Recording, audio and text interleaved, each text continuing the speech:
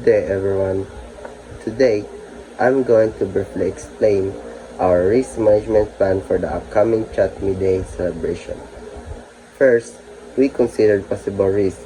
These include crowding, health emergencies like fainting or dehydration, fire or electric issues from sound systems, bad weather, security concerns, and possible technical problems. To prevent this, we will assign volunteers to manage the crowd and guide participants.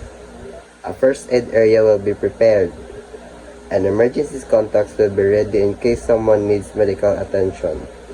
All electrical equipment will be checked before the event to avoid hazards. We will also monitor the weather and prepare the backup plan if needed. Security personnel and volunteers will help maintain order and assist with lost items. Technical equipment will be tested in advance, and backup devices will be available. In case of an emergency, the program will be paused. Clear announcements will be made, and everyone will be guided to a safe hour calmly. With proper planning, teamwork, and cooperation, we can ensure that Chatme Day will be safe, enjoyable, and successful. Thank you.